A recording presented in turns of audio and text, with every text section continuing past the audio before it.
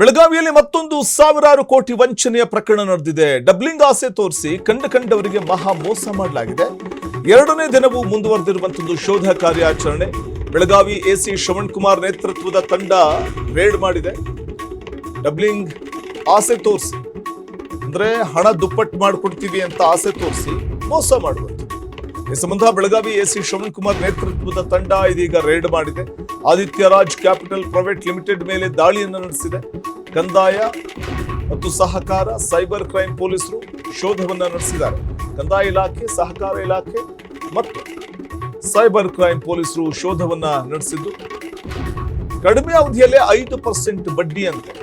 So ಮನಿ double ಮಾಡಿಕೊಡ್ತೀವಿ ಅಂತ ಆಸೆಯನ್ನ ತೋರಿಸ್ತಾ ಇದ್ದ ಈ ವ್ಯಕ್ತಿ ವಿಚಾರಣೆಗೆ ವಿಚಾರಣೆಗೂ ಹಾಜರಾಗಿಲ್ಲ. ಕಂಪನಿಯ ಸಿಇಒ ಆಗಿರುವಂತಹ ಬಾಲರಾಜ್ ಮಾನೆ, ಮಹಾರಾಷ್ಟ್ರ ಮೂಲದವನಿತ ಬಾಲರಾಜ್ ಮಾನೆ ಕಂಪನಿಯ ಸಿಇಒ ವಿಚಾರಣೆಗೆ ಹಾಜರಾಗುವಂತೆ ನೋಟಿಸ್ ಕೊಟ್ಟಿದ್ರು. ವಿಚಾರಣೆಗೆ ಹಾಜರಾಗಿಲ್ಲ. ಈ ಸಂಬಂಧ ದೇಶಾದ್ಯಂತ ಒಟ್ಟು 9 ಶಾಖೆಗಳಿದ್ದು ಯಾರೂ ಸ್ಪಂದಿಸುತ್ತಿಲ್ಲ. ಬೆಳಗಾವಿ, ಬೆಂಗಳೂರು, ಮಹಾರಾಷ್ಟ್ರ, ಗುಜರಾತ್ನಲ್ಲಿ ತಲಾ 1 ಶಾಖೆಗಳಿವೆ.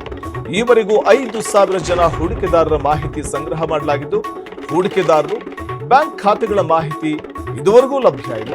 ಹೂಡಿಕೆದಾರರು ಮತ್ತು ಬ್ಯಾಂಕ್ ಖಾತೆಗಳ ಮಾಹಿತಿ ಇದುವರೆಗೂ ಲಭ್ಯ ಇಲ್ಲ. ಎಸಿಪಿಎಲ್ ಕಚೇರಿ ಸುತ್ತಲೂ ಬಿಗಿ ಪೊಲೀಸ್ ಭದ್ರತೆ ಇದೀಗ ನಿಯೋಜನೆ ಮಾಡಲಾಗಿದೆ. ವಿಚಾರಣೆಗೆ ಹಾಜರಾಗ್ತಿಲ್ಲ. ಕಂಪನಿ ಸಿಇಒ ನೋಟಿಸ್ ಕೊಟ್ಟರು ಕೂಡ ನೋಟಿಸ್ಗೆ ಡೋಂಟ್ ಕೇರ್ ಅನ್ನುವಂತೆ ವರ್ತಿಸ್ತಿದ್ದಾನೆ ಬಾಲರಾಜ್ ಮಾನೆ ಎಂಬಾತ. ಈ ಫೋಟೋದಲ್ಲಿ ಕಾಣ್ತಿರುವಾತ ಆದಿತ್ಯ ರಾಜ್ ಕ್ಯಾಪಿಟಲ್ ಪ್ರೈವೇಟ್ ಲಿಮಿಟೆಡ್ನ ಮಾಲೀಕ ಆಯ್ತ. ಆದರೆ ಮನಿ ಡಬಲ್ ಮಾಡಿಕೊಡ್ತೀವಿ ಅನ್ನುವಂಥ ಒಂದು ಆಸೆಯನ್ನ ಹುಟ್ಟಿಸಿ ಜನರಿಗೆ ಮಂಕು ಬೂದಿಯನ್ನು ಎರಚಿ ವಂಚನೆ ಮಾಡಿರುವಂಥ ಬಡ್ಡಿಯ ಆಸೆ ತೋರಿಸಿ ವಂಚನೆ ಮಾಡಿರುವಂಥ ಒಂದು ಆರೋಪ ಈತನ ಮೇಲಿದೆ.